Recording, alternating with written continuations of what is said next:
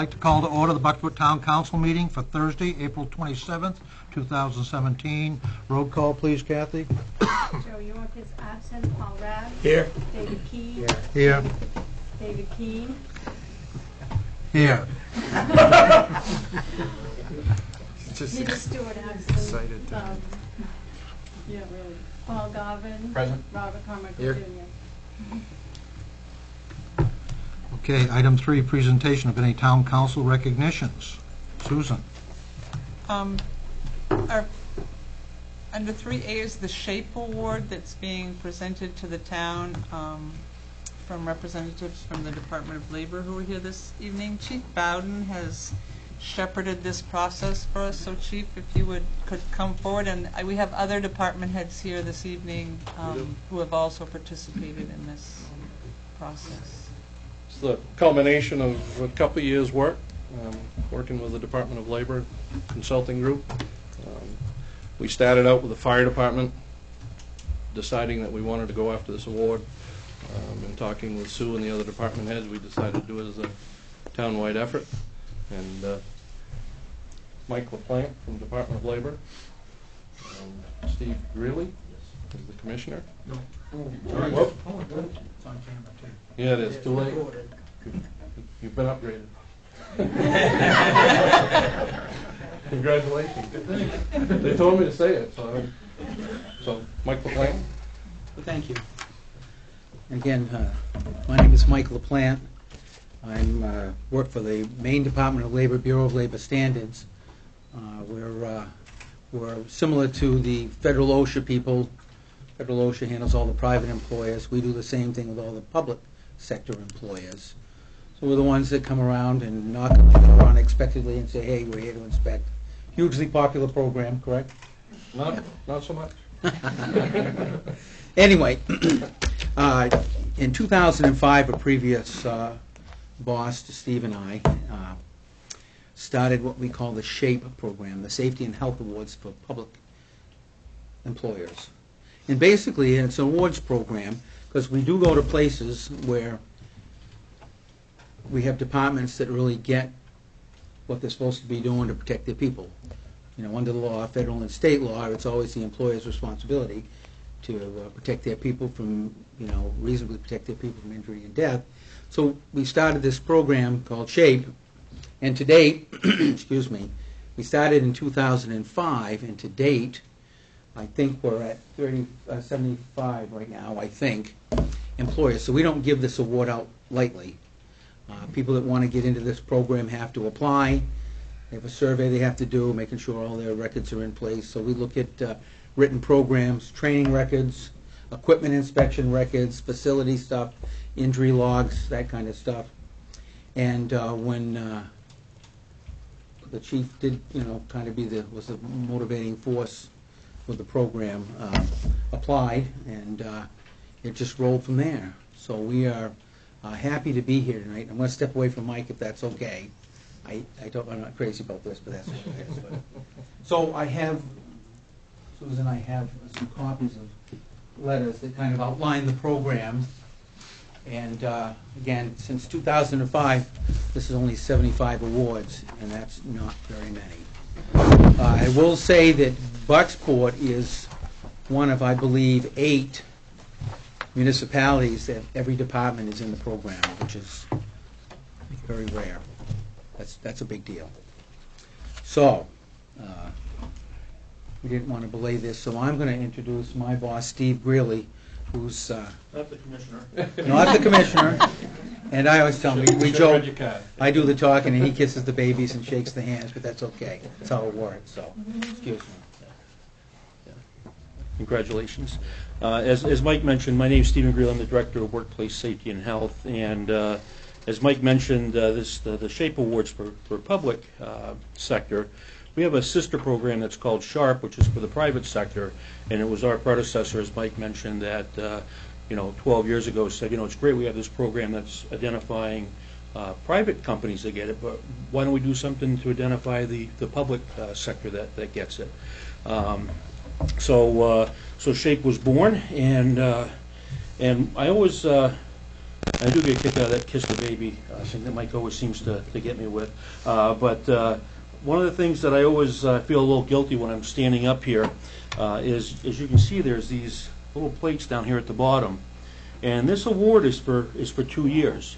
But we want to be back here in a couple of years renewing this. So, you know, celebrate tonight, but really your work's just beginning, because tomorrow, you know, you need to start working on, you know, keeping this stuff updated and so on, so that we can be back here in a couple of years and recognize you for the fine work that the town's doing. That's the plan.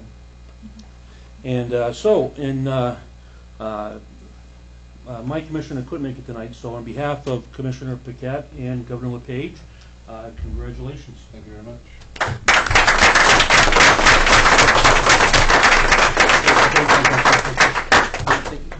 If I could, I'd like to recognize and have the department heads come up. Sean Gagan, Police Chief. You too, right? Jay Lanford, Public Works. Dan Robinson from Transfer Station. You can stay. No, that's all Can I right. have you- We don't like photographs for us. I'm staying behind Jay. Can't see me. Okay, you guys ready? Sure. No moving, no smiling. Perfect. Perfect. I do want to add something. As long as the town stays in the program and nothing bad happens, enforcement won't show up anymore, knock on your door and say, we're here to inspect, which is a good thing. You're still welcome to stop for coffee. I agree, and I will. And though it's not part of what we do, it'd be in your best interest to maybe contact your insurance company, because I believe the whole employee gets in there as a discount on insurance. Again, that's just a little selling point to the program, so. Yeah, there is a reduction in our the town is favored already with a very strong workers' comp offset. I believe we're at 0.6, which is pretty darn good. Yep. So we're doing well premium-wise, but it is impacted by the SHAPE designation. So I also want, Mike Jackson from wastewater couldn't be here tonight, but he was also involved in that. and Tim Emery through rec, but we've now segued out of that. So, and I just want to thank all of you, the department, for working with the staff to make this happen, and for the staff for going through all the heavy lifting to make sure that we crossed all our T's and dotted all our I's, and making sure that not only that we could win this award, but that our culture here is that employee safety is paramount, and that's what this reflects. I'm very pleased to see that we're one of only 8 in which all departments are represented. So, thank you all.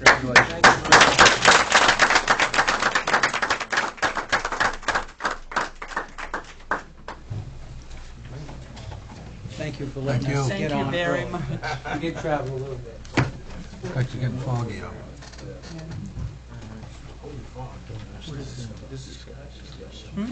Back to the chiefs, or?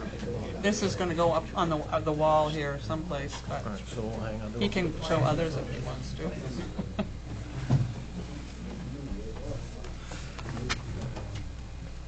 Okay, the next item for presentation is Spirit of America Award for 2017 Senior Resource Committee. Susan. It's my pleasure this evening to present to the Senior Resource Committee of the Bucksport Bay Healthy Communities Coalition the Spirit of America Award from the town of Bucksport. The Spirit of America Award was first done in Maine in November of 1991, and the Spirit of America Foundation is a 501c3 with the state of Maine, and its purpose is to have as many municipalities as possible nominate on an annual basis, generally in the month of April, which is National Volunteer Month, a person or group from their community whose service rises above and serves as an inspiration to others. And the first year that the town of Bucksport participated in this program was last year. And Tim Emery, our 40-plus year recreation director / waterfront promoter / child advocate / et cetera, was our first recipient. And so this year, in considering all the great people in Bucksport and all the wonderful things they're doing, it's sort of like there's a pretty high bar here. There's a very high bar. But in thinking about an entity that has not only worked really hard on its own to improve people's lives in this community, but who also, to be really honest, have kept our feet to the fire in terms of making sure that public policy in the town of Bucksport takes into consideration its most vulnerable members, its seniors and those with ability challenges. And so this year, as I said, I'm happy to present this award. And I see we have a lot of you here. I've been to your meetings. This is wonderful. If you could all stand up so they could see who you all are, that would be wonderful. And they deserve a round of applause again.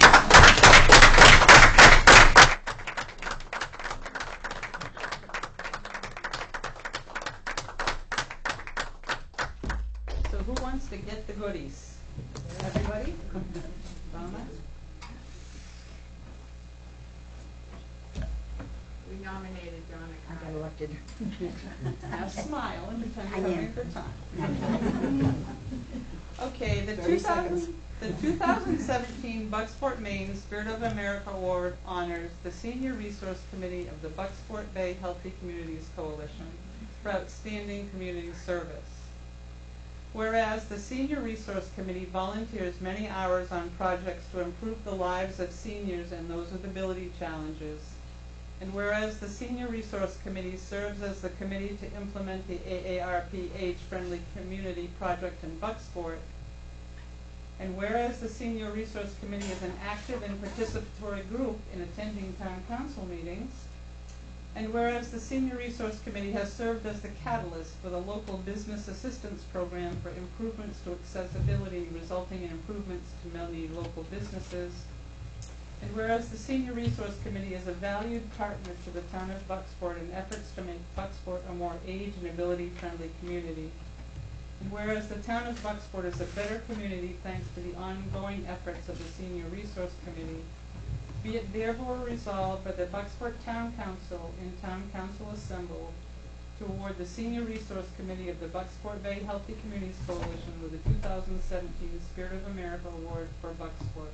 Signed this 27th day of April 2017, David Keene, Mayor.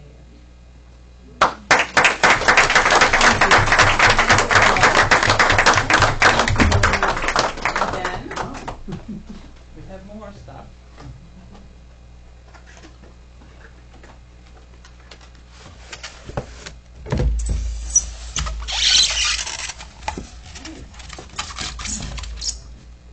And we have an award that says 2017 Spirit of America Award, April 27th, 2017, presented to the Senior Resource Committee members for their efforts to make life better for people of all ages and abilities. Nice.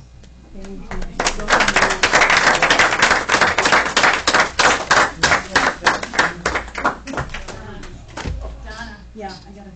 Got it. All right, I got it. That's all right. I'm okay for now, as long as I'm moving. Yep. We can put it back in front of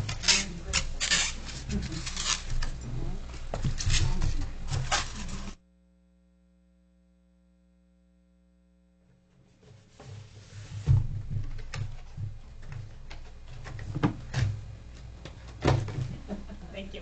Thank you all very much for coming, and thank you all very much for everything you do, and we look forward to working with you More.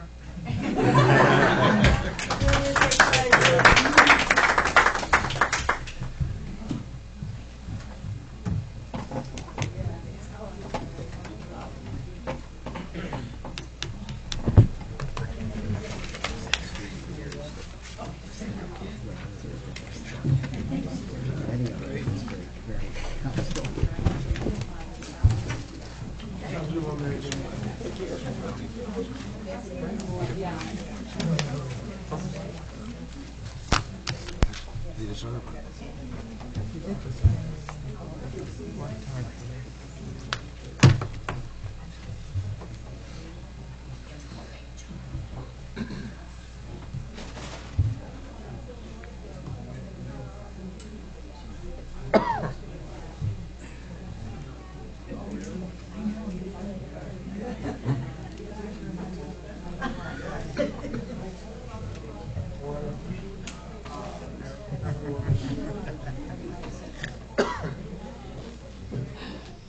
Okay, item 4 is consider minutes of previous meetings. We have 1, 2, 3, 4, 5, 6 different. Okay, I'd like to do it all in one bundle. Motion to approve all minutes. Okay, we have a motion and a second to approve all the minutes presented. Anything from the public on this? From the council? All those in favor? No, that's fine. I just wanted to note that there are committee minutes on here, which you've not seen prior to.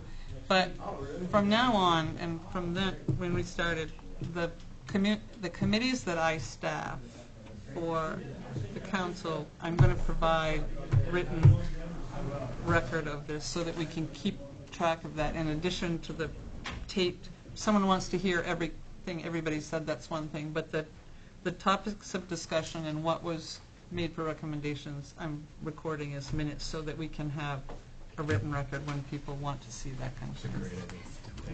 It shows how the vote went, too. That's right. Okay. Again, all those in favor? Opposed? Motion passes.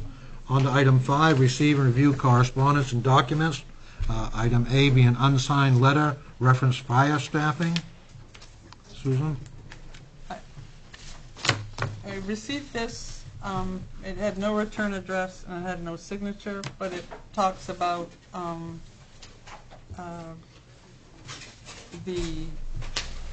I believe it's referring to the fact that the town has applied for a grant for hiring firefighters and that they believe that they should be paramedic or intermediate and it should be an open and advertised process, et cetera, which would be what happened. I believe that's the wishes of the council anyway, and the town manager. Okay, item B is Maine Municipal Association Property and Casualty Pool Benefit Letter. Susan? Yes, the 2016's summary of what they provided to the town through the risk pool was that we received a dividend back for our property and casualty insurance side of things of $4,079, and then there was underwriting and loss control services that they also provide or provided to the town, and this is just the annual letter we get that sums up what we got for our money. Okay, any questions on that? Okay, go to item C, Oliver Associates Weekly Construction Summary. Yes, that's the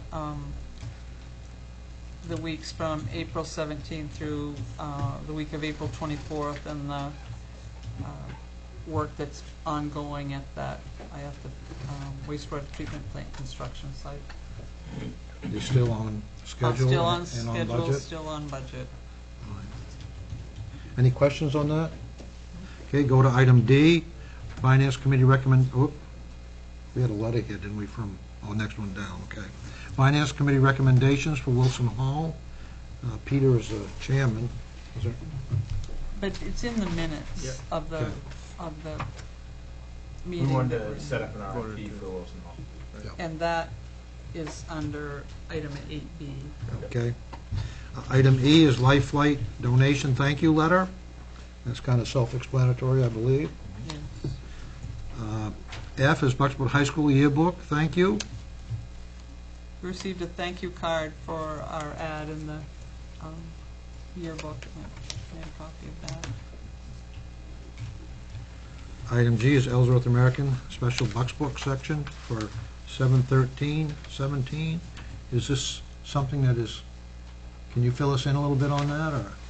Yeah, I think it's the Bay Festival, but the Ellsworth American is running a special section. It's like a little collab section, a little mini newspaper within the newspaper. Prior to our festival. Okay. Yeah. Oh, very nice. Item H, thank you from the Bucksport Child Care Center. Again, I assume that's for our... That's for our annual Okay. appropriation. Okay, going on to item 6, new ordinances be considered or introduced. I don't believe we have any at this time. Item 7, discussion items for the manager's clarification or direction or council discussions. First one being walkway update. All of the more current emails are in your packet, and there's one more that I got after the packet was out, which was to me, and it says, Bucksport Enterprise, please inform our newspaper that I am interested in only limiting its usage so it does not disturb my guests during the night and early morning. Over the years, I discussed this via email, telephone, and in person with Roger Raymond. The walkway is and continues to be a nuisance. He tried to come up with a solution like moving the walkway away from the building. The Army Corps of Engineers would not allow the movement of the sidewalk away from the building. Respectively, Larry Green. Thank you. The other ones that are in the packet indicate that my proposal for windows and film and all that stuff is not. Yeah, and I saw that, but we don't have any, he indicates it's costly, this and that. We haven't discussed, he doesn't have any data to show that it is costly, as far as I know. I haven't seen any. And what, a solution I to cover think the the bottom windows. line is that he doesn't want foot traffic allowed in that area between now 9 p.m. and the next day. Because as you saw, I wrote back and said it's not even dark at 8 o'clock. Well, the other thing that, when people throw out anecdotal things, it doesn't matter what the conversation's about, I get a little suspicious, but nuisance, what does nuisance mean? What have we haven't heard police reports, we haven't heard. Do we have any documented complaints from his guests? What we have is what I put in the packet before. The only place that I can go to look for complaints is the place where people in our society today complain about things, which is if they've had service, which is TripAdvisor or Hotel.com and those kind of online. And I looked at those because Mr. Green indicated that he did not derive his business from local people. He said that when the mill closed, his biggest customer base from here, and that he primarily got his business from online, Hotels.com specifically. So I thought looking there was a reasonable way to see how his business fared in terms of where he's getting his business. And it fares well. There was one out of all the comments that said that they didn't want to be. But as Councilor Rabs indicated or noted at the last meeting, very few of us who travel with any regularity want to be on the first floor of anywhere because you're generally next to the parking lot. You're next to people walking by all the time anyway, so it's not materially different. And certainly not different than communities that have waterfront, where these are on the water and you have people walking by all the time. The difficulty is, well, says he spoke to Roger Raymond. Roger's been gone for 5 years, and I can't find any correspondence between Mr. Green and any of the interim managers between here and then until me in January of this year that discussed this concern. And this walkway has been in place in its current iteration without a gate for more than 15 years. So it clearly hasn't put anyone out of business, because if it was, it would have. And the reason that I asked about police complaints and asked was to find some of the data that you're talking about, and Mr. Green said that there was no use in calling the police when it happened. So that makes it almost impossible to verify. And so at the end of the day, if it's important for the town to retain the ability for someone to walk down that walkway at whatever time they want to walk down that walkway, your only option is eminent domain, to perpetualize the practice that has been in place for 25 years. Because I'm unsuccessful in finding a solution short of that. You have all the correspondence I have on this subject, and the bottom line is that he believes that it's a nuisance, that it alienates his guests, and that there's no need for anyone to walk on that walkway at any time between 8 at night and 10 in the morning. When does the agreement run out? The agreement runs out when he says, It runs out? he says it. He has the right to terminate it. And I did speak to the town's legal counsel about how difficult or expensive, and the fact of the matter is, especially in this instance where you have a use that is in place and has been in place for a very long time in the same method, that even though there's an easement that can be, that the town, it's a matter of the council condemning and providing notification, and the only thing that remains is the value that you are then required to pay to the property owner for the taking. And it's shoreline zone where there can be no development. So you've not taken anything from him that has a value that he could have constructed on, or that's any of that, so that the amount would not be significant, for just the portion of property that walkway covers, which is all we already have a permanent easement on. There's a huge sewer drain that's under that same access. And I am not one to recommend eminent domain. I haven't used it in 36 years. But I don't, if this walkway in its current configuration, in its current use pattern, is important to the council and to the community, after I don't know how many emails and correspondence, I'm not sure what other way there is to secure this. His suggestion is to bring the walkway up around the front of the motel and then back down,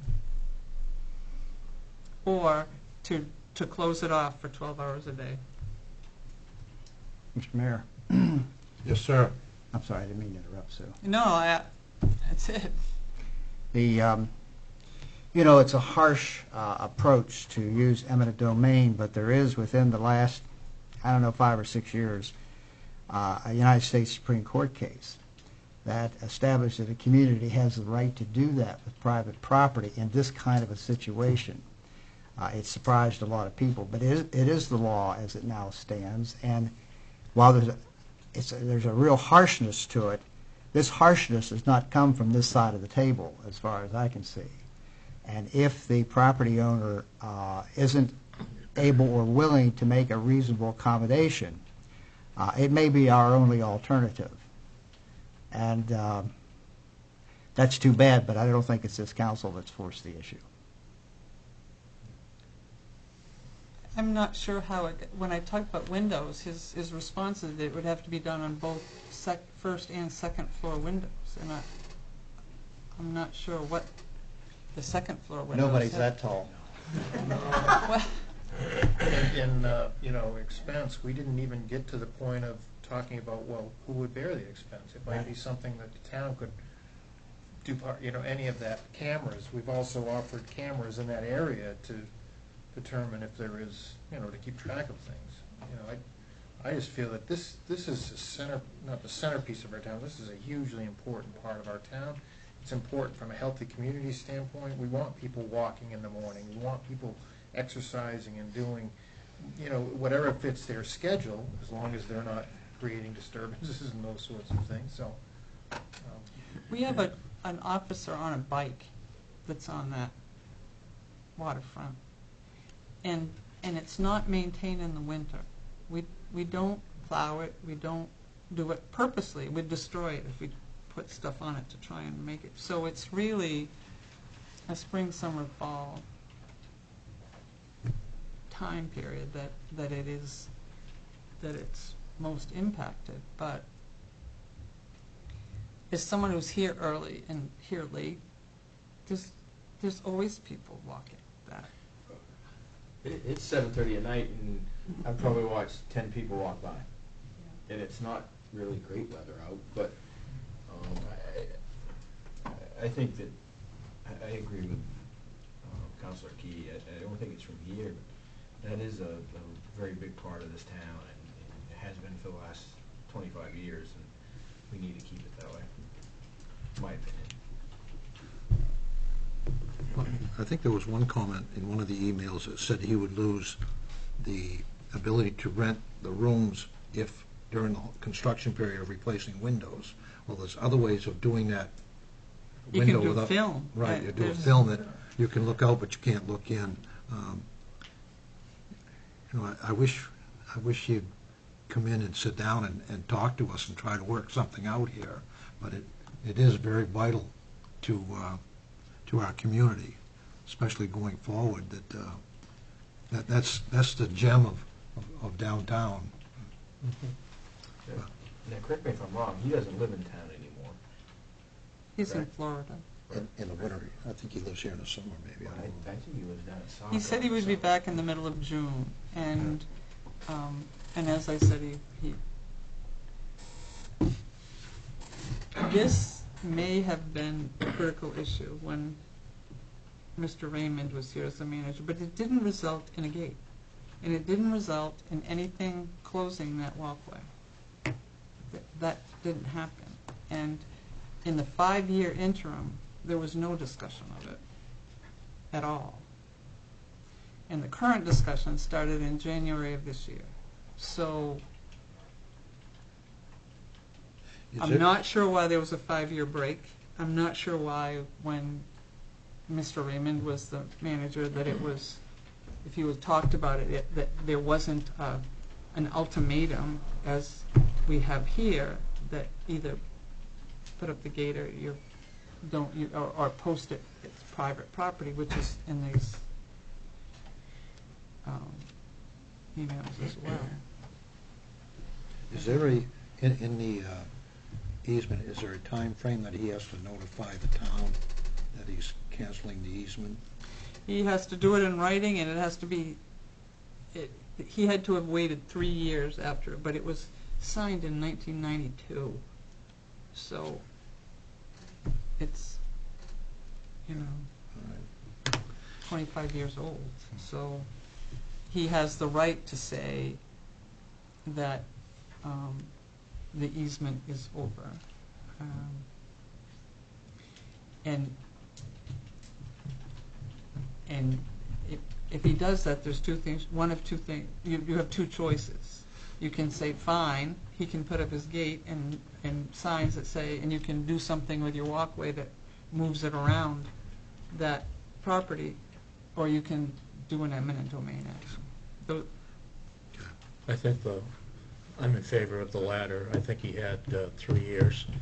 The walkway probably wasn't even completed back in, 1995 or whatever year. It was. The the whole thing, so. I Except for mean, down here, but- in front of his place was. Yeah, but that's the whole thing. If he had made that decision back then, and then there would have been some decisions made to not go forward with, putting any additional monies out into the walkway and completing the length that it has. So I think that's not fair to the town either, so I'm concurring with the rest of the councilors.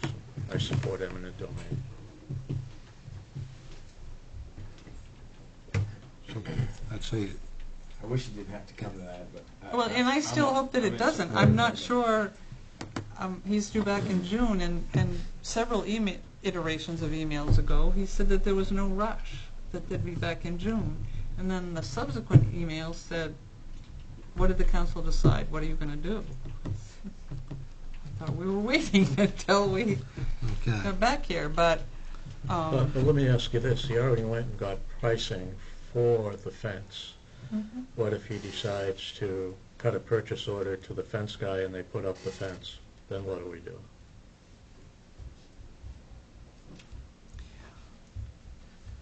Then we Well, think seriously about exercising the third option. Third option? The eminent domain. We kind of had to act first.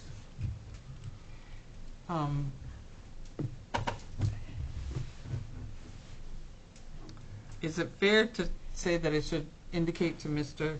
Green that the council is serious about not wanting to close off access to that we will take every reasonable step to ensure that it's monitored and that it's controlled, but closing it 25 years after it started, when for more than 15 it's been the way it is not the path forward that the council will be considering. Is that, I think, for that. I think that's, Yep. and see where we go from there.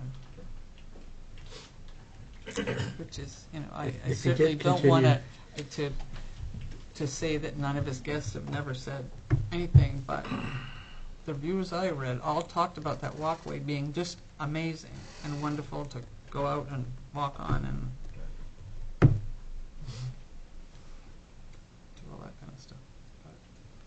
But anyway, does anyone else have any? Does anyone in the audience have any? any comments at all from the public on this issue? Essentially, there is no written documentation from the customers to the landowner indicating this, other than hearsay from him. We have no real indication that there is a problem. Yes, ma'am. Curious, if he's going to be this picky, what's he going to do with the Bay Festival with the fencing design? Yeah.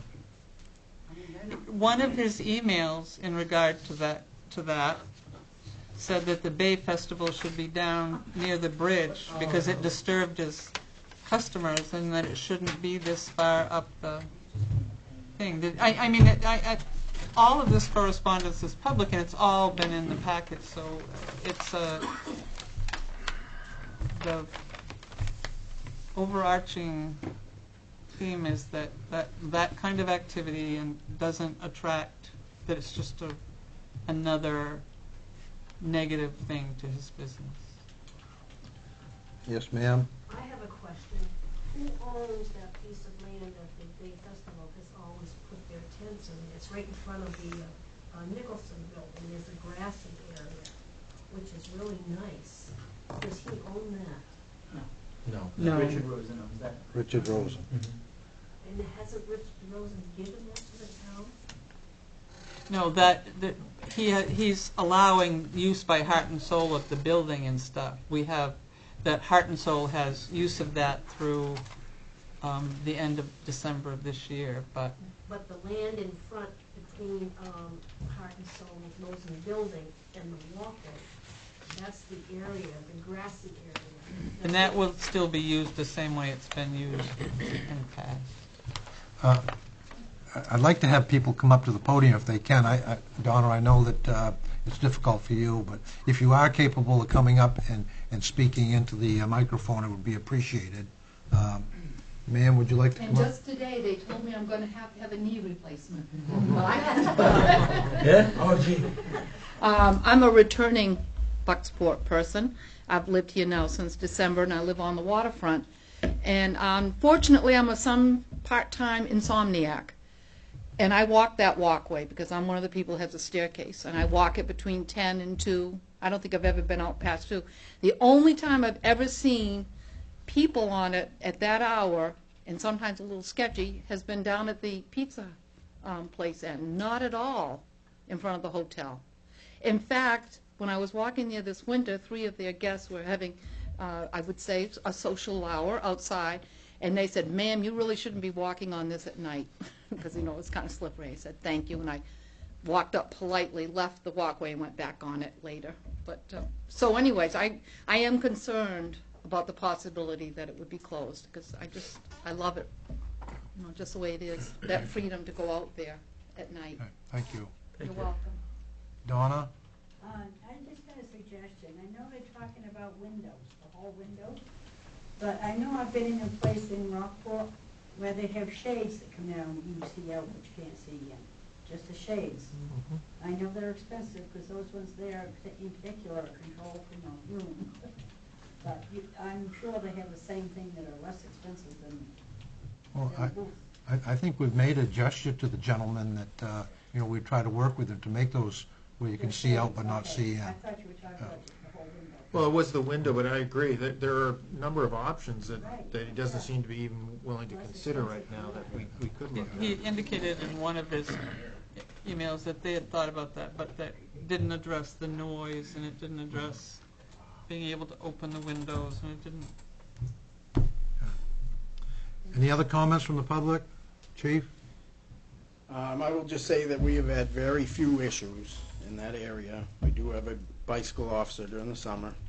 He is down there as much as he can be. The problems on this waterfront in the last 10 to 15 years have dwindled because there are a lot of nice people down here using this, and it's weird that the lady that was before me would come up here and say that when she was back down through there that it was guests down there, because the few complaints we have had have been guests of that area enjoying that waterfront. And we had to be the people to say, "You've got to quiet down and go inside."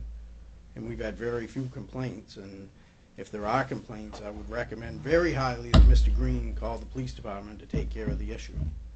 And that way his tenants would be much more happier to stay there. Thank you. Stephen St. Peter Jr. I'm a proud resident of this town, and to be honest with you, I went online. I had looked myself as well to see if there was any complaints this morning. I only saw one, like Ms. Lassard said. I don't know. I seriously don't know why he's making these complaints. This water walkway is for the enjoyment of people that live here and the people that visit here, and to put that right there is kind of detrimental to the people that love this waterfront. So I just thought I'd give you my 50 cents. Okay, thank you. Yes. Any other comments from the public before we move on? I think you've got a direction from the council. Okay. Okay. Everybody in consensus on that? Yes. Okay. All right, let's go on to number 8, which is agenda items. First one being to adopt resolve R 2063 to approve the sewer commitment for January through March of 2017 in the amount of $184,222.02. How would the council like to proceed? Motion to approve.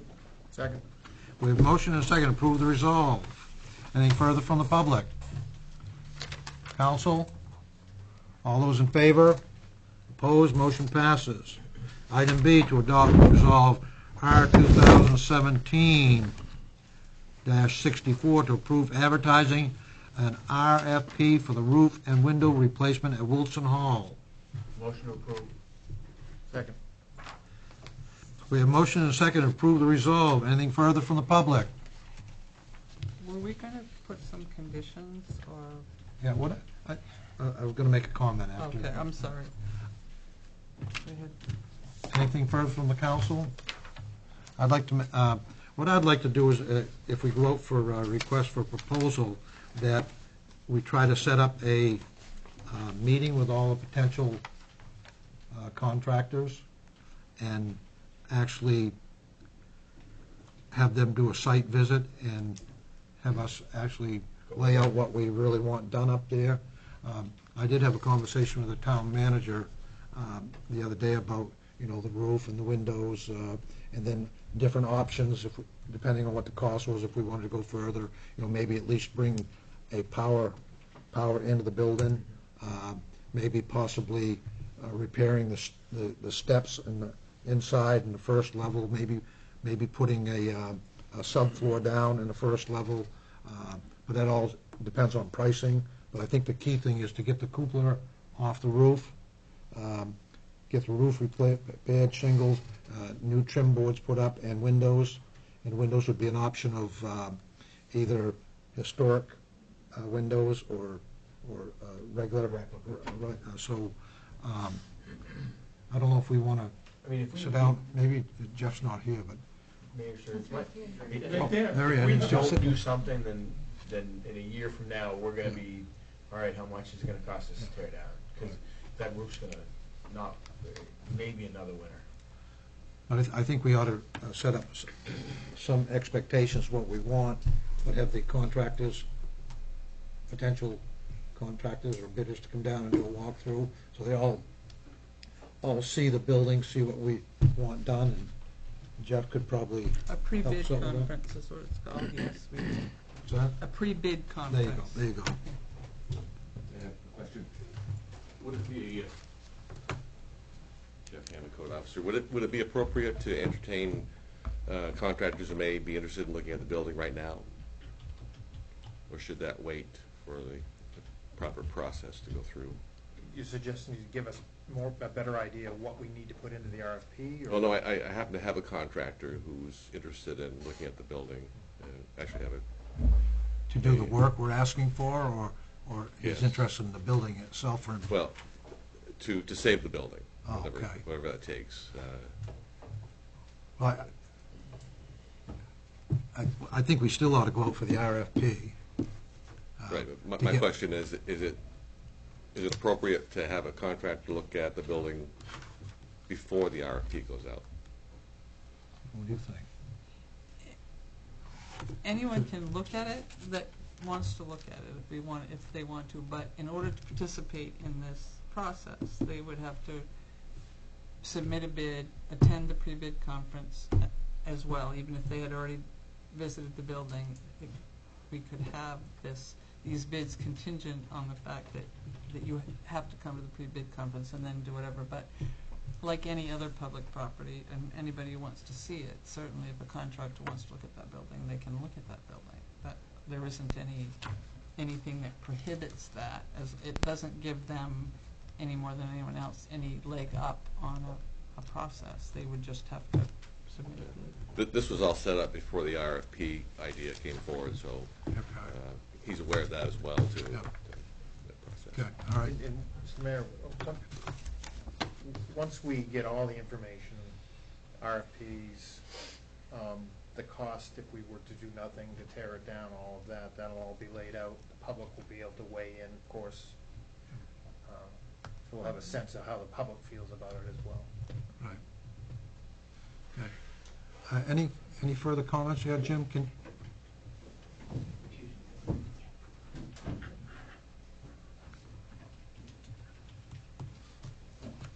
Jim Morrison, East Bucksport.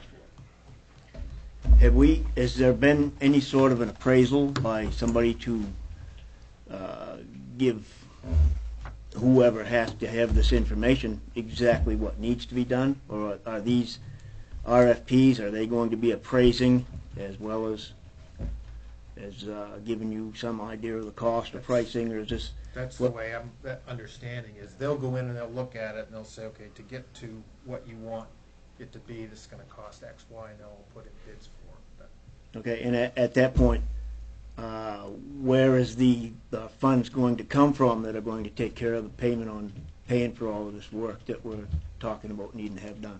Yeah, and are we talking about the money right now? Are we talking about the money to save the building as opposed to the money to, that may be part of your question, to refurbish the whole thing? Are we talking about two different things here? No, I think what we were talking about at the last meeting was what do we need to basically make that building more attractive to development? And is the town willing to use undesignated funds or some other means of funding to do the necessary repairs to secure the roof and the cupola, make it watertight, and spruce the area up a little bit to make it more attractive to a future developer? Or you do nothing and hope that the building weathers another year or two before. But it's not to completely Right. restore it or anything like that. It's basically to keep it from falling down, to make it more presentable. That's the way I understood. But they've not designated a funding source at this point. They're So looking- the scope of the work is just going to be to make it safe and more attractive to possible developers. potential Watertight developers or and- purchasers. Or Right, watertight, so That's so still- don't fall down. and I still don't see the funding there and available to do it. That's all. I don't know where that's coming from or how we're going to come up with that. Okay. Any other comments? Okay, we'll go on to, we haven't voted on that yet, have we, Kathy? Okay. We do have a motion and a seconded? Yep. Okay. All those in favor? Opposed? Motion passes. Okay, item 9 is resignations or appointments or assignments. I don't believe we have anything associated with that. Number 10 is approval of quitclaim deeds or discharges of deeds. I don't believe we have any, do we? Number 11 is town manager report. Susan?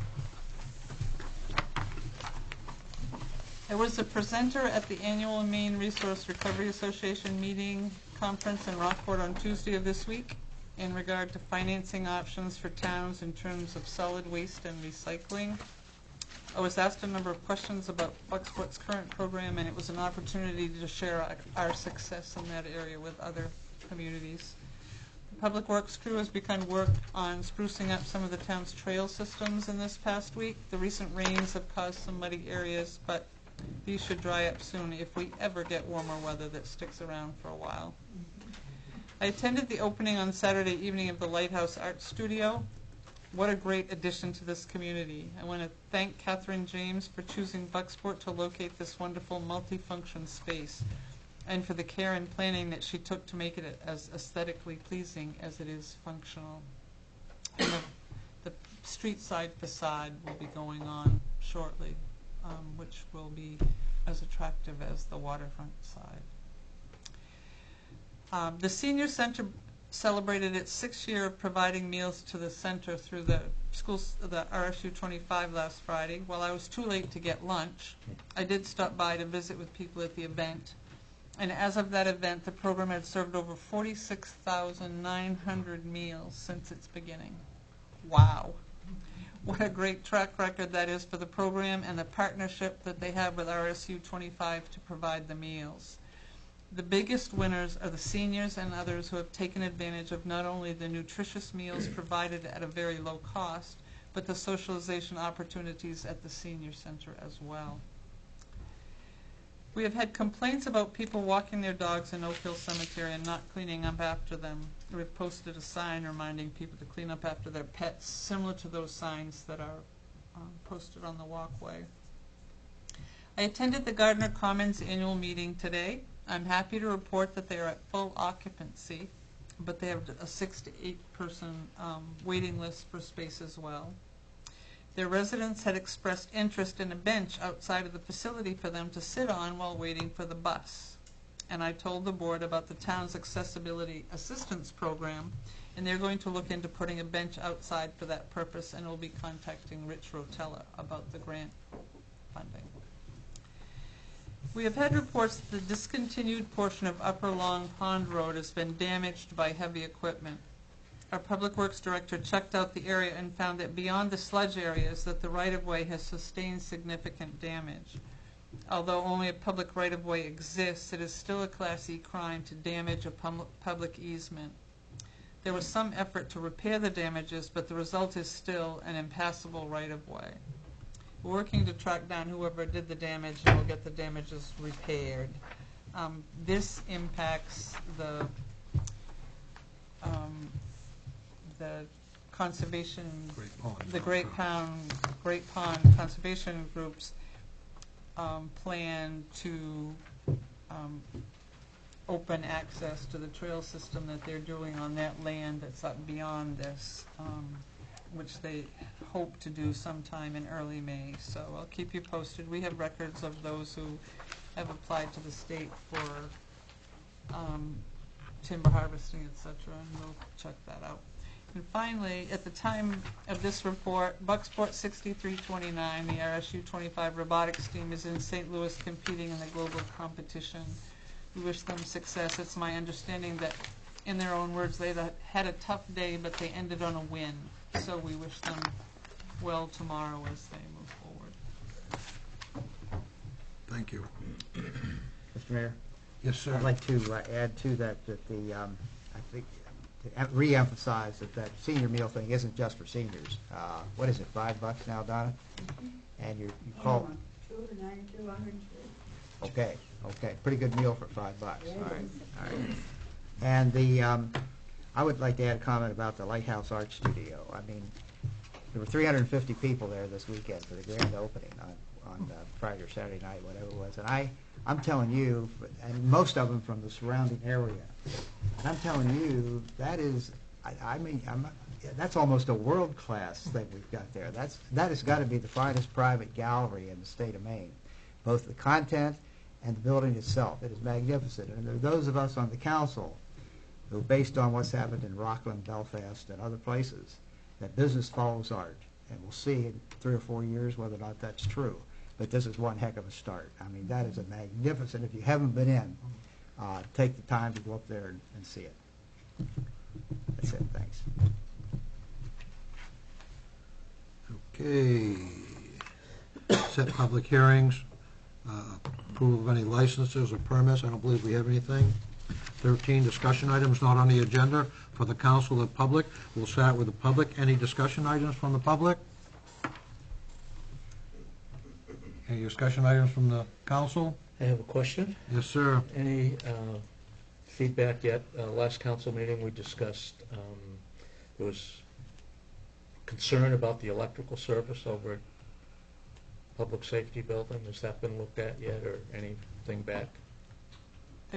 The issue that caused the most recent blowout has been repaired. We have not yet retained an electrician to revisit all the outlets in the place, but that's on our list. Any other items? Okay. Next item is upcoming public hearings, designation of topics for committee assignments or scheduling of committee meetings. I don't believe we have anything. If no other questions, we'll go on to the budget review.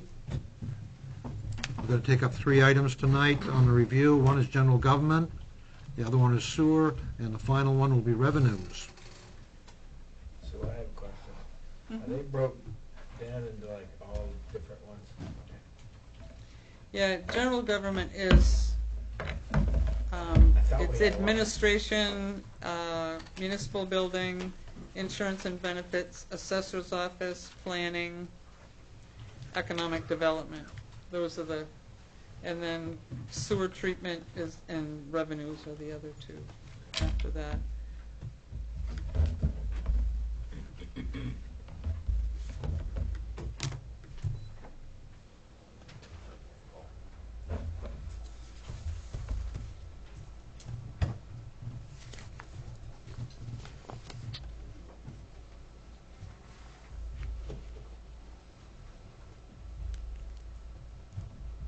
Chris assures me that they'll come right on.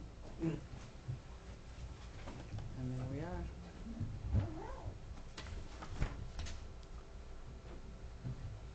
Okay, it's not. The only reassuring thing in this is that for people watching at home, if you go to your computer system and look up tonight's agenda, you'll find all of these documents there, which you can look at in front of you. And for those of you here, we have copies of things here if people want to see all the breakdowns as well. So the first item under general government is administration.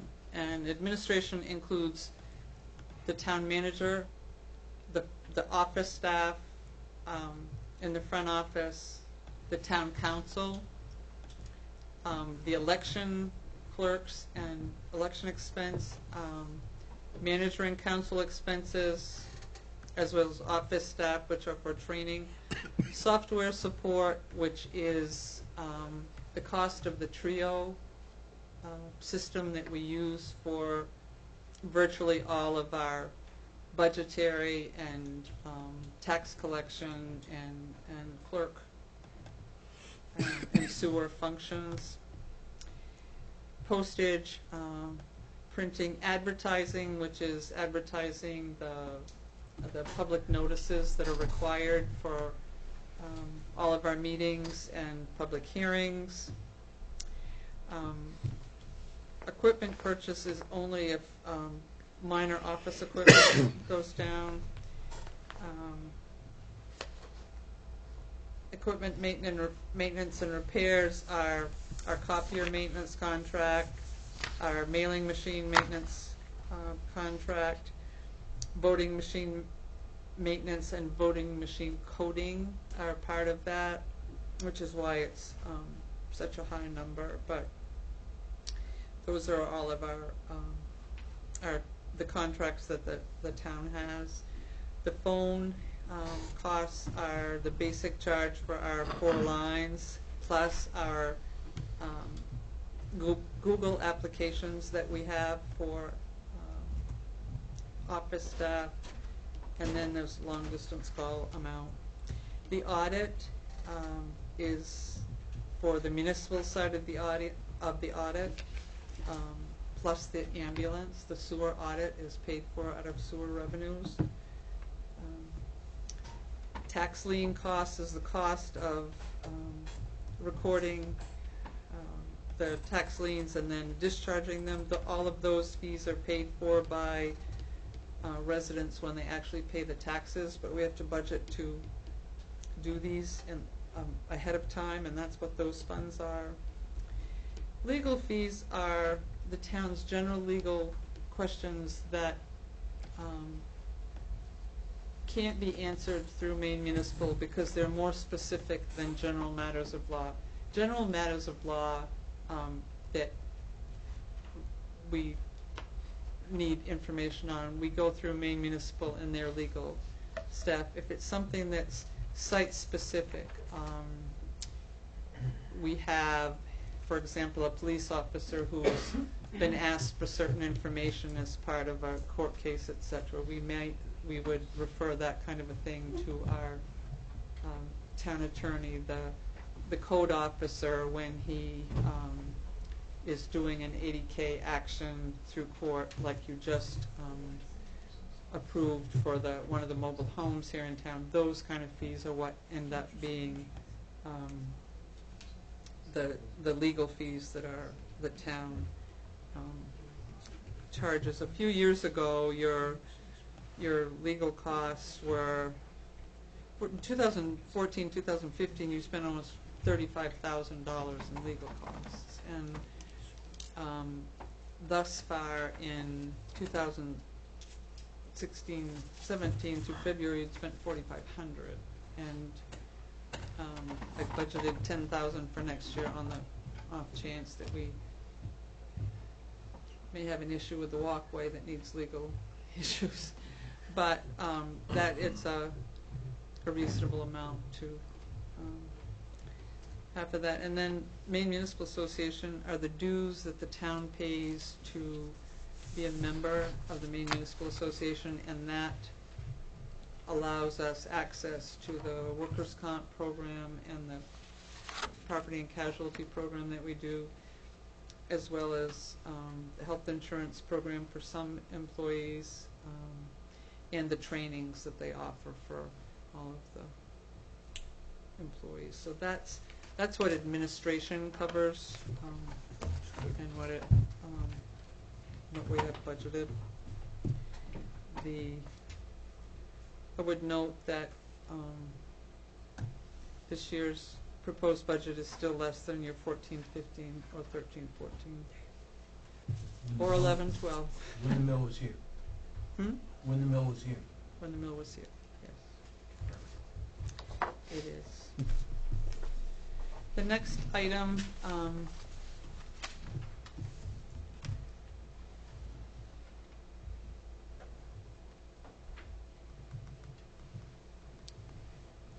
is the municipal building. And that's where we are right now, and that is the custodian salary. It's a part-time amount for the hours, approximately 20 hours a week that's budgeted for here. The building supplies are the paper goods, having the floor wax, light bulbs, all those kind of miscellaneous things that we used to keep to take care of the building. Building repairs and maintenance are, we have an elevator license and inspection fees, elevator maintenance agreement that we're required to have, carpet cleaning, plumbing, electrical, potential expenses, that's what those are. Heating fuel, we estimate at 1,000 gallons a year. Electricity is the electricity for this building. Water is just the town office water bill, and so those are the basics of the cost for the operation of this building. And that's under general government because that's where we operate from. Any questions on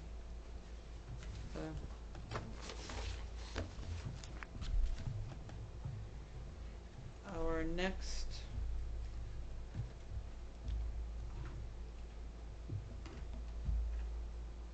item?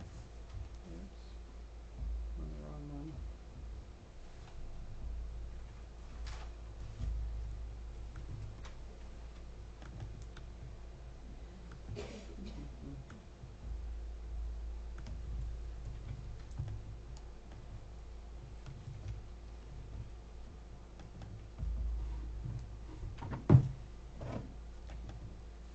Is insurance and benefits.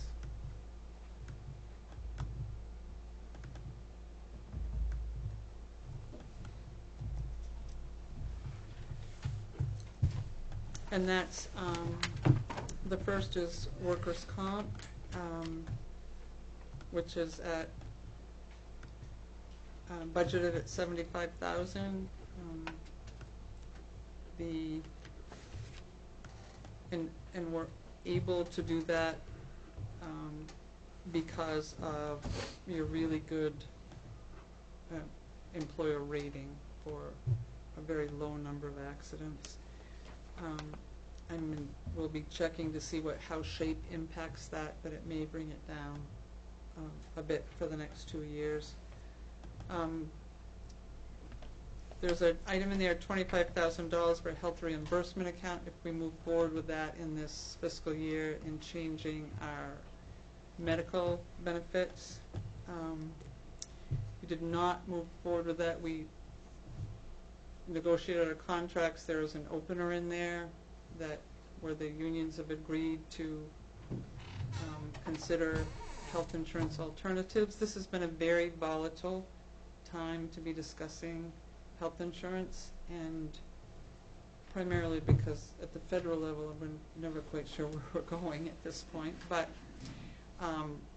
in terms of our own staff at this point, we have a number of staff members with extremely serious medical conditions in their families covered by current insurance. And in looking to change, we need to make sure that the coverages that are in effect and whatever we look to go to don't disenfranchise people at the worst time they are. Our expenses are considerably less than they were in the past, even with large,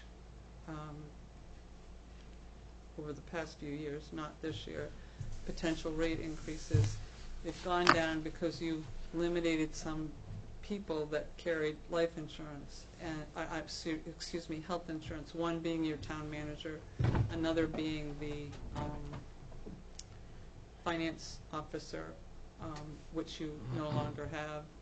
A third being the recreation director, which went to part-time and didn't, and now is a contracted service, and that also removes that, at least for the next several years. So, well, we will be looking at it this year in terms of a higher deductible with an HRA, which is the goal here. I will tell you that it's with the eye of making sure that we don't disenfranchise somebody seriously at this point, since we have more than a few people who are currently participating in the town's health insurance program who have family members that are in extremely serious situations.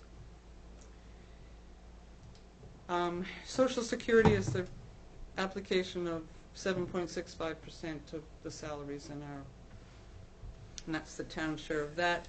Group life insurance is the life insurance contribution on the part of the town to all of the employees. Main State Retirement is the employer share of the retirement program. Employees are also required under Main State Retirement to contribute as well. There have been some increases in that item, and they're related to the change in the rates that Main State Retirement is charging employers in that regard.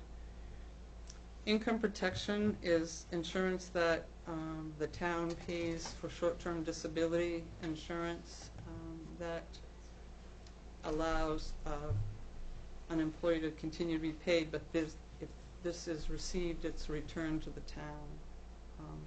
The funds are returned to the town. Unemployment compensation, we're self-pay. We are whatever. If we have a former employee who applies for and is granted unemployment, the town is billed monthly through the unemployment compensation system, and we pay whatever our share is, whatever our cost, whatever the bill is. There's no insurance that covers this. And your remaining liability, for those that I'm aware of that are participating in this program, is the $3,970 that's budgeted here. Because in order for somebody else to be eligible, they would have to separate from employment and have an eligibility that, and I don't plan on separating anyone at this point from employment, and those that separated within the past couple of years, their eligibility will be done after this $3,970, but we paid $17,057 in 15-16, and in 16-17 it was $1,728 through February, but that's gone up significantly since that time. But as I said, $3,970 is what's left for our responsibility. General liability is the town share of vehicle insurance, building insurance, public officials' liabilities, the next one, but all of the programs and people and things that you own for coverage. And that's down in terms of an appropriation by almost $4,500 because of the rebate that we're getting back. And then public officials liability is just exactly that. Insurance.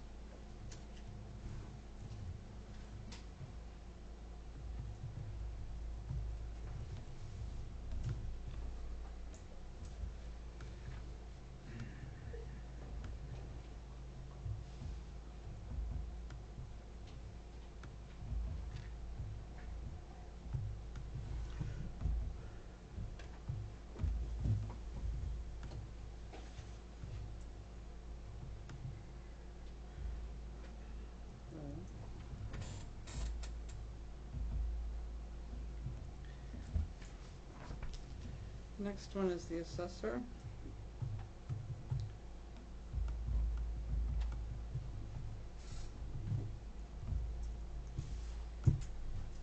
This and the assessing budget includes the assessor's salary, expense, which is mileage for doing inspections, training costs, which is remains the same for additional training, office supplies. Software support is the TRIO program cost for the assessing portion of the program that's assessed to that cost. Postage and printing, advertising if necessary for meetings, etc., that he may have, or sending out notices to property owners.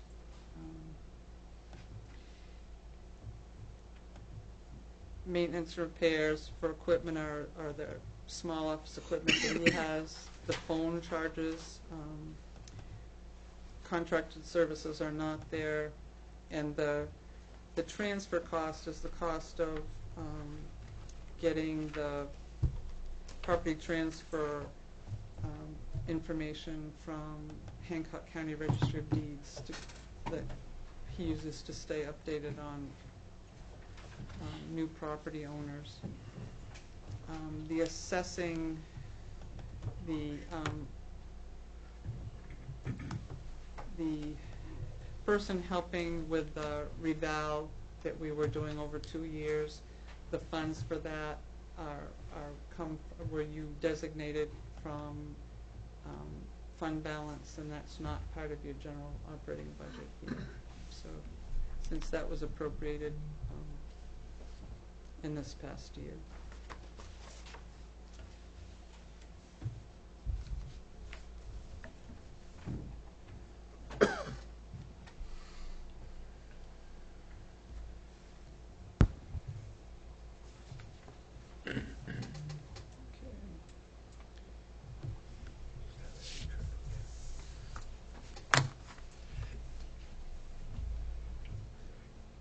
Planning is the budget associated with the code enforcement officer and the planning board and the appeals board. Those are the ones that are under this budget.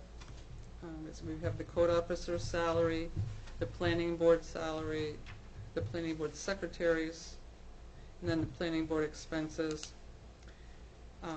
CEO expenses are mileage, training, cell phone, and then any court filings, that's what's under those for expenses. Office supplies, postage, printing, the normal ones. Hancock County Regional Planning dues, which we are a member of, those dues come out of this planning budget. I would say there have been dues well spent. We've accessed a lot of grants through that, and they also were the agent that worked with the community on your comprehensive plan, which will be coming up for a final vote here at the end of May. But those are your, that's the budget related to planning board, code officer, for those budgets.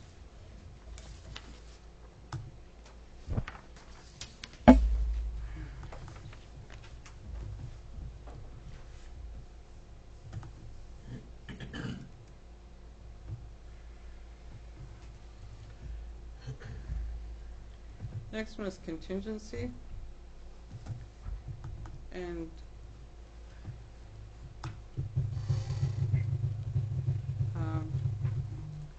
that has been used traditionally as a,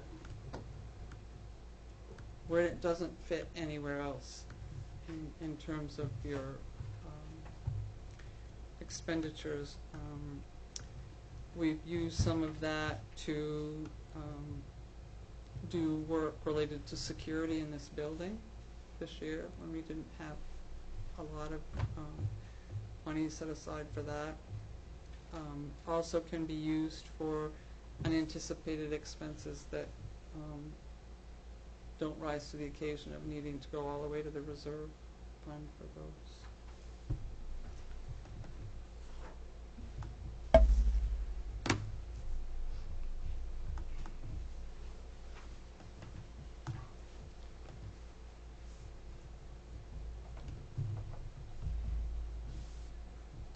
Next is the public access channel. And the public access channel doesn't show a payroll, and the reason it doesn't show a payroll is because it's part of the IT budget, that person that's under administration. That's under that budget now, and not under public access. Part of his hours are spent doing that, but they're all tracked through IT. Program supplies and then maintenance repair is, under maintenance and repair is there's a $200 a month cost to be able to work through town hall streaming for the video streaming of this. That allows that access as well. The town still doesn't have a contract with Time Warner or its new affiliate, hasn't for a number of years, and is still working through Penobscot Cable Consortium to try and affect that. But we're in a long line of communities with no contracts. There's no competition, and there's little impetus or force that we have for getting them to the table in a realistic way. And so we continue on with the same contract that we had prior to. The positive when that happens is that there's a fee that will be paid to the town, which is approximately $50,000 that can be used for upgrading the equipment that you use to do your televised council meeting. You can use it for anything, but many communities use it to make sure that the equipment that we're using is putting out the best products you can on the cable channel.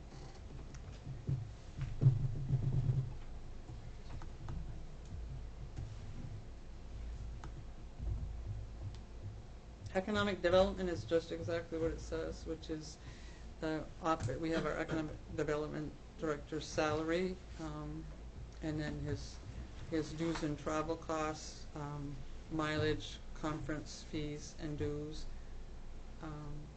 seminars, office supplies, postage, the phone.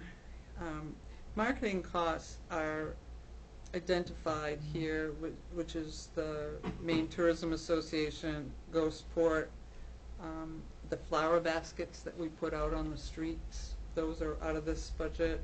The Main Street flowers are.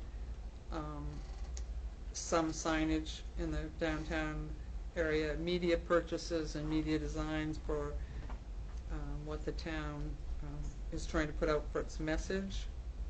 An annual appropriation for paper talks, which we do on an annual basis, and then the summer concert series that the town has as well as advertised under the marketing costs. A portion of this budget comes from TIF revenues. We used to fund it all from TIF revenues, and we don't do that anymore. We're using a portion to make those TIF revenues last as long as we can on an offset. On that, does this reflect the Economic Development Director taking over the waterfront responsibilities too? Mhm. Is there any type of a stipends for that aspect of it, or is it just? Well, no, I didn't, to be perfectly honest. I haven't included a stipend for that. It looks the same last year, this year. Yeah, it includes the same 1.5% that everybody else got. When we started, we had assigned Heart and Soul as an additional responsibility, and we moved that away to allow for more. My hope is that the goal isn't to overtax them. The waterfront manager that we're looking to hire will assume the majority of this. If the council wants to assign a stipend, I'm happy to do that. I'm not trying to give people more work with less money. I was not seeing this as being a high level of. Hopefully, it's not going to take the amount of time that Heart and Soul did in terms of that. But I will, before this is final, I'll talk to Rich about this and come back to you, because I'm not trying to not compensate him for his work. Because some of the things he's doing with some of the things that Tim was used to be responsible for, and the Y's not going to do that now. So, okay. And we have, like the trails and those things, highways taken those. I've redistributed to more than just the waterfront, the things that Tim was doing too. But I do have one question. I mean, relatively low amounts of money, but I see office supplies, postage, and telephone. But I also see that in the municipal building. And he's in the municipal building. What happens is they get a portion, they're ordered, and then as they're purchased, they get a portion to each cost center, so that what's being used in the front office is under administration, but what is used in the assessing portion is costed there. That's why that's done that way.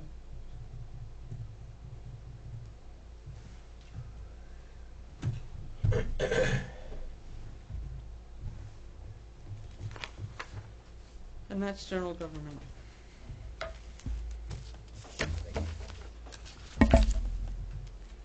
Next we have sewer,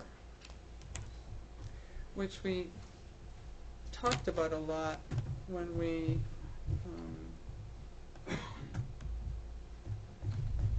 were talking about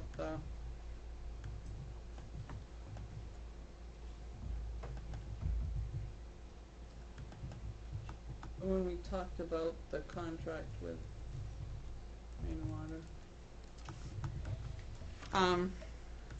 So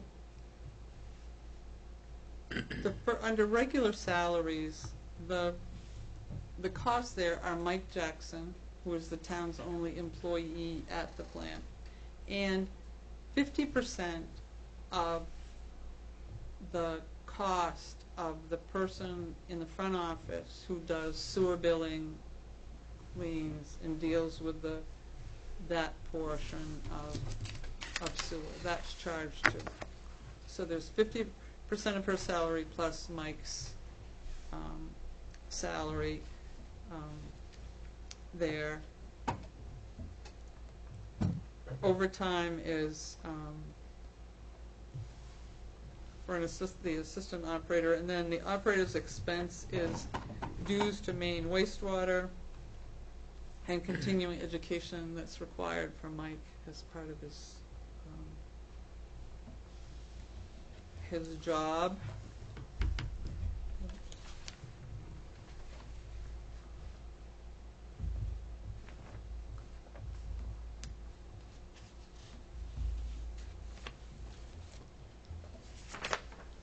Then employee benefits are the Social Security, Main State Retirement, life insurance, income protection, health insurance, workers' comp, unemployment, and clothing allowance for our employee, and that's apportioned to sewer since that's the cost. Office supplies are bills and sewer liens, general copies. Software support is the Trio portion of the sewer software. It's all one, but they're sold in modules, and the module for sewer is the $850 amount. Postage is sewer billing and certified mailings for 30-day notices and liens. That postage amount is for the certified mailings is returned to the town through the residents when they pay their bill. Those costs are added on to it. Treatment plant supplies, laboratory, yard and building, and then we've not done a budget before for a secondary treatment system. This is a budget for the secondary treatment system. So I have been in contact, considerable contact, with our engineer about making sure that the supplies, chemicals, equipment, those items would be sufficient to operate the plant. Because, as I said, we've not done this before this way. And so chemicals is, there are dramatically fewer chemicals required in secondary treatment than there are in, when you get to the electric bill, it's exponentially higher, but the numbers that I've used are numbers that have been recommended here by our engineer. And as we go down through that, that's the source, because as I say, for chemicals, supplies, those kind of things, those are items that are different than they were for the primary treatment. The phones are the phone lines, pager, website, email, and then a cell phone. Fuel costs are generator fuel, the pellet boiler, which will still be in operation, and then propane, which is going to be a significant additional cost to this budget. We've estimated that at $15,000 for next year, based on the usage that they're seeing in the startup. Vehicle gas, gas for mowers, and etc. is under vehicle fuel, and the electricity cost. We have the pump stations in the CSO building, but then we have the new wastewater treatment facility, and estimated electric cost for all of that is going to be $95,000 for this year, compared to $31,810 for last year.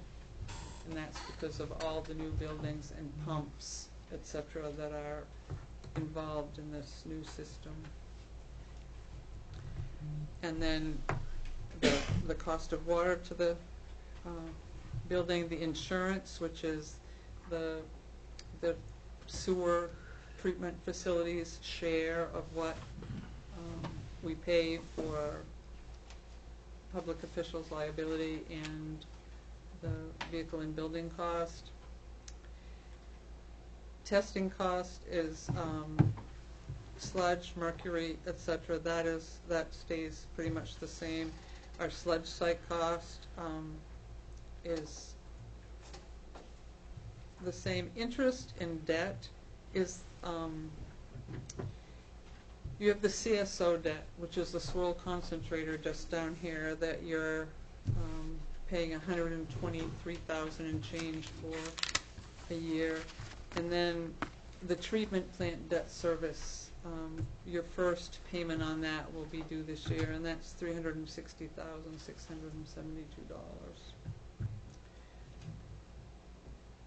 Contracted services is our agreement with Maine Water,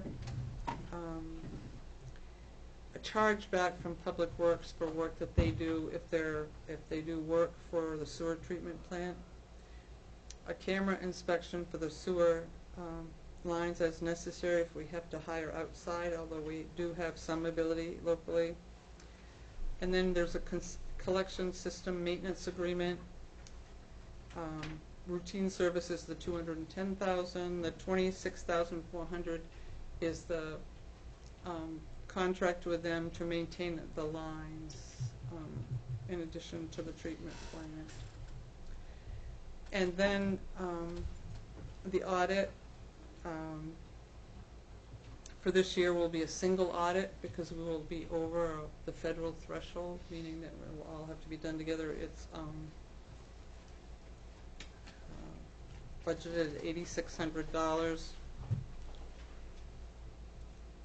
Maintenance reserve for generator maintenance, electrical, etc., at $25,000. Orland's maintenance cost, which is a share of what's there. These are items that Orland and Verona pay a portion of these budgets as well.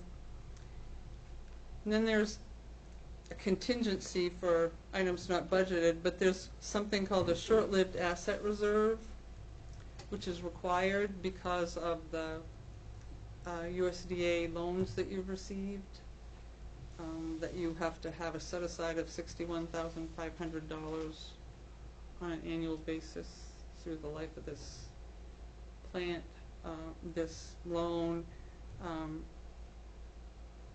to ensure that there's sufficient money budgeted for items that might need replacement or otherwise as part of it. Your revenues under sewer are user fees, which is approximately $804,000 a year. Interest on those, an entrance fee for coming onto the system, interest earnings. Verona's subsidy for this coming year is a total of $49,772.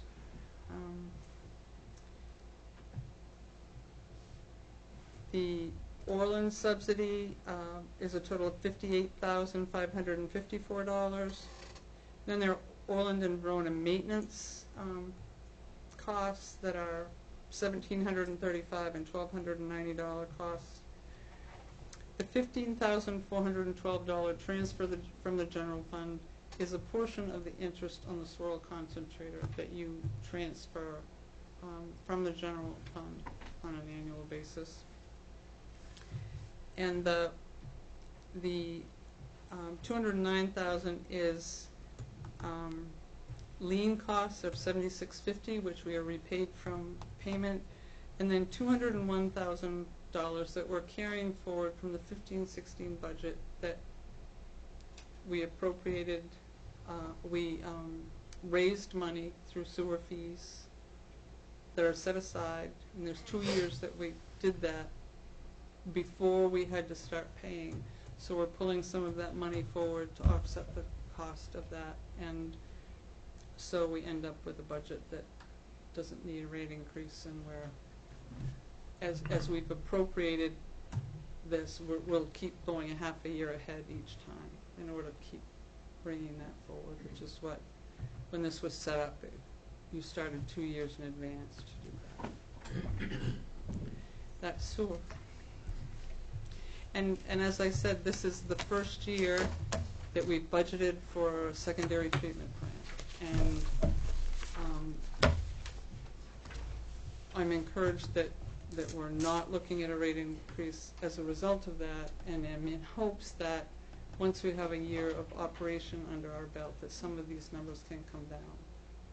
In particular, electricity is a big one, and if, as I've talked to you before, if we don't have to replace a force main behind Hannaford, we may have monies available that could be used for solar to bring down some of your electrical cost for the operation of the facility.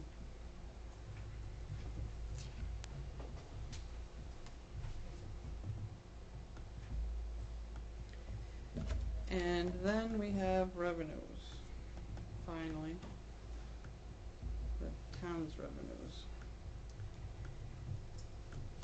And we have excise tax, which I'm budgeting at $800,000 this year. We budgeted at $780,000 this past year, and that continues to rise.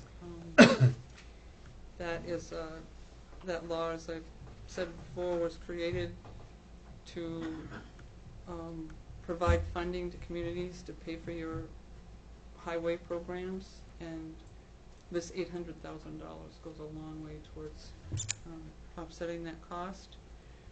Boat excise tax, auto registration fees, that's the $3 or $4 that the town gets for performing every registration. Interest on taxes is the 4% interest that we collect on unpaid property taxes. Investment interest of approximately $44,000. Even though we have a lot of money, interest rates are terrible. Just, that's not a shock to anyone. Don't blame us. I wasn't blaming. I'm just stating a fact. So that appropriation remains low. Tax lien costs, again, those are the additional costs that we apportion, that we incur, so therefore we get reimbursed for by residents when they pay those tax liens. Town clerk revenues are the revenues derived from the various certificates and licenses, etc., that Kathy issues as part of her job. The TIF revenues for this year is looking at using $36,000 for the Economic Development Director salary and benefits, $14,000 for marketing, $13,000 is the appropriation that you traditionally take from TIF to donate to the chamber for their activities, and $6,669 is the amortization for the retirement of the chamber's note that you have for the Judd Prouty, that gets reimbursed. The appropriation from surplus is $350,000.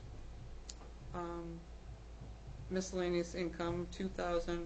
Homestead reimbursement is the amount that we get back from the state for the value of the homestead that goes up to $15,000 this year, so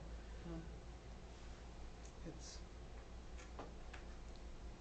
or it goes to 20. It's at 15 and goes to 20, I'm sorry, I believe.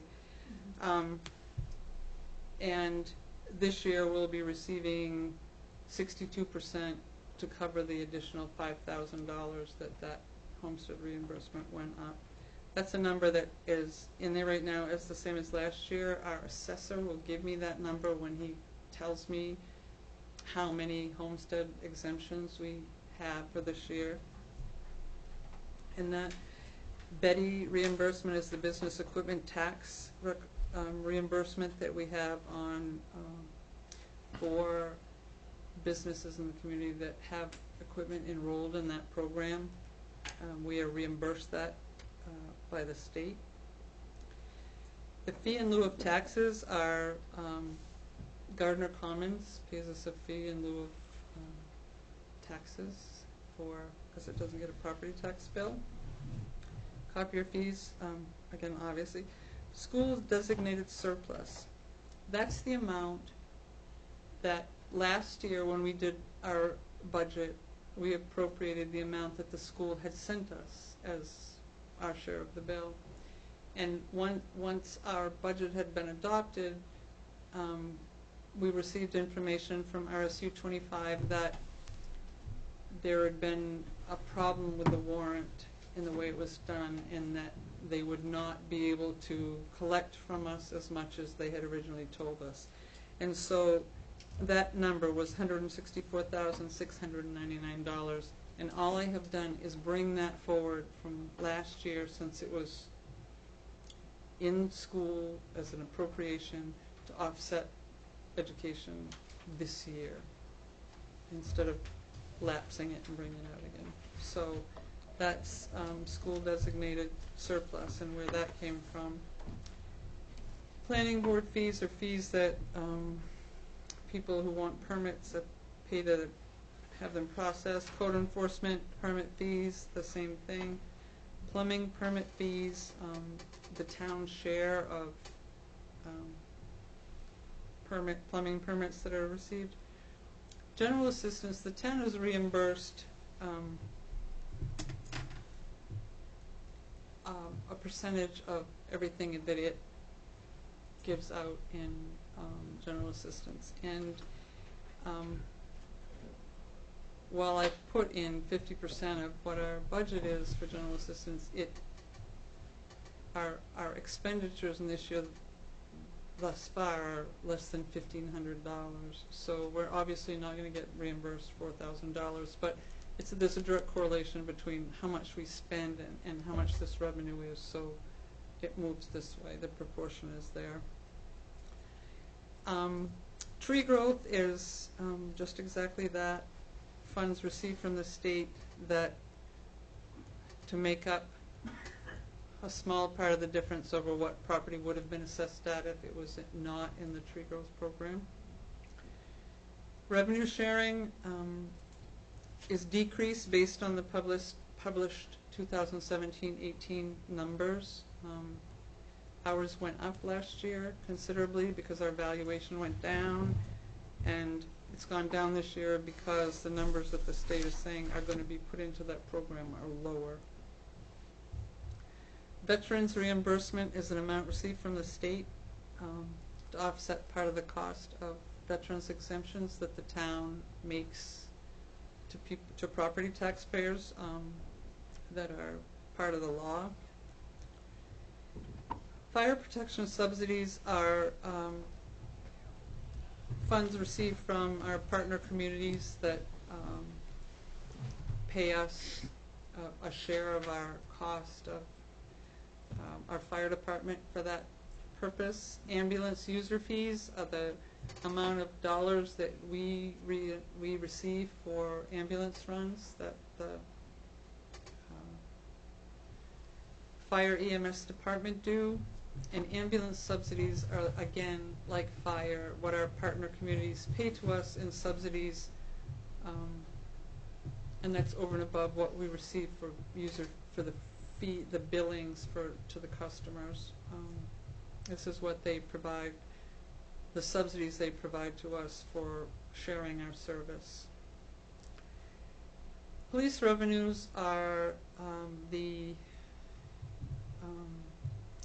cost primarily of RSU 25 reimbursing to the town a portion of the school resource officer salary. Animal control fees are not just those derived in Bucksport. You have agreements with 4 other communities who utilize your shelter and who pay an annual per capita fee from their community to utilize your system, and then if any other expenses are incurred, they also pay those. So that's your animal control fees. Dispatch subsidies, again, like fire and ambulance, are your partner communities who utilize your dispatch service. The highway block grant is the local road assistance monies that you get, that you vote to accept annually around August. through the Maine Department of Transportation. Solid waste subsidies are the sharing with Orland. For that, this number will have to change. If they're going to leave in April, it will be a part-year subsidy.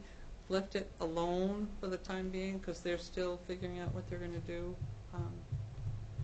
in terms of how they're moving forward. They're in planning stages.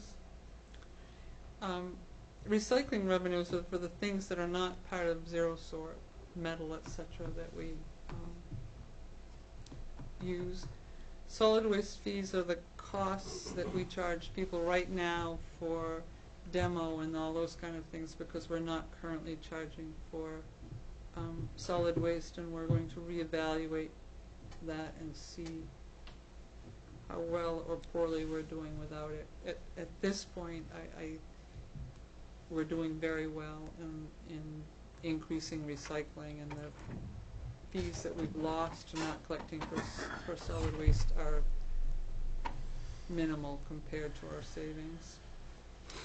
The MRC revenues are the funds that we receive back from the Municipal Review Committee to pay the difference between what the actual tip fee is at PERC and the contracted fee through the MRC, which is a reduced rate. We get that difference, and we will through April of next year.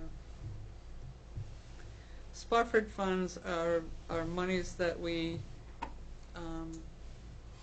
use from the Spofford Fund and to go to its interest earning. It goes to Bucksport Community Concerns is what we generally use to fund that one.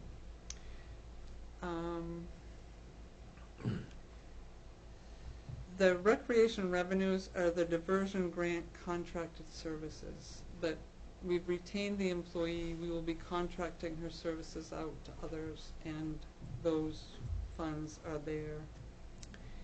The snowmobile revenues are what we receive for people's snowmobile registration. Cable TV is the franchise fee, 5% of the amount that Bucksport residents pay for cable TV service, not internet service, but cable TV. 5% of that comes back to the community in the form of cable TV revenues. And then docking and mooring fees, which are the charges for the use of the town dock, not related to the marina, or not charged by the marina. And that is our revenues, which are the offset to your general fund budget. And at this point, you've gone through all of the department budgets for the town, and our next meeting, I think, includes a budget review where you'll look at the whole thing in total and see where it ends up, and where you would make recommendations for the only items in the budget that have been put there with no recommendation from me are the community and social service agency requests, and those are in the budget as requested by the agencies. And the council last year at the review went through and determined what they wanted to include or not include to move forward toward the public hearing on the budget, and that's what I would anticipate you would do in the same way that you did before. I think we did some cutting on that last year, too. Yeah. There's been a significant requested increase in that this year, and many of those who requested, who are based in Bucksport, attended to make their case to the council, and a number that are not from Bucksport did not attend. And there's been discussion about whether or not that should influence how you apportion your funding to these agencies, because the ones that were here, the ones that are closest to service provision here, so. But that would, I think that's at the next council meeting, that we, for the first time in a while, don't have another Thursday meeting scheduled for next Thursday. It would be the following at your regular council meeting, where you would review the budget and determine what you were going to do with that, and decide what you want to send out for public hearing for the third week in June. And I say in June because the school's doesn't know really. We don't have a final number for the school yet. You can determine a whole lot of other things, but should wait until you send yours out until you know that number. Question. On the appropriation from surplus, is that the overlay, or is it the operating surplus you're anticipating from this year that will be carried over? Look back for surplus use in the current year. We had an overlay of $300 and some odd thousand last year, and in looking at what we're using for surplus, it's not to exceed what last year's was, so that we're never dropping that $6.7 million that you've got there, that you're utilizing primarily your overlay in order to keep that intact. Right, okay. This isn't coming out of undesignated surplus. No. This is anticipated surplus for the overlay and the at the end of operating. 2016-17, Yep. the current fiscal year overlay. Okay. I had a couple probably pretty easy questions. The Gardner Commons and the Wentworth apartments across from high school, they pay user fees because they're subsidized, is that it? They pay a fee in lieu of taxes. Yes. Is that because they're subsidized housing? And a question that I still get asked, maybe this is state mandated, but the excise tax on automobiles. I get your periodic complaints that, look, I go to buy a car, and it costs, used car, it costs $12,000. The price when I go in is $12,000. I get them down to $8,000, and I'm paying this excise tax on $12,000. And why is that again? Is that state mandated, or? The state law on excise tax says that it will be based on the MSRP of the vehicle.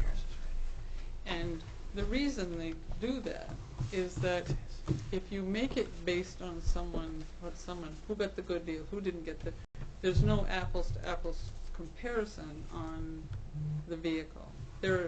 Every year, and this year is no different, are bills to gut this, except that it's an integral part of, it's one of the only other major fees that community have, other than property taxes. And reductions in revenue sharing have driven costs to the property tax. If you take away excise, there's nothing to replace it with except property tax. So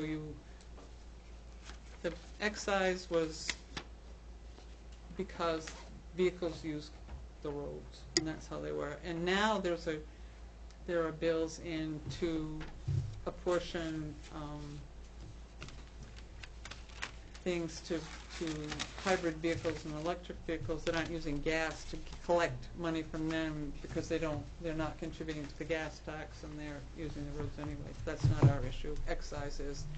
The current proposal for excise is to drop the initial rates for new and up the rates for older vehicles, which punishes the wrong set of users, if you understand, what we're doing here. But it is for communities that track that activity, that try to tie their highway expenditures to ensure that you are indeed taking care of your roads sufficient to say with a straight face that you're using excise for what it's supposed to be, as opposed to communities who collect a whole lot of excise and don't do much to their roads at all. So. Have you got any preliminary report from the tax assessor whether he thinks our valuation will be up a little bit or down a little bit as far as tax revenue this year? How that's going to affect the budget? We've talked, and I'm not looking at much movement in either direction. The state approach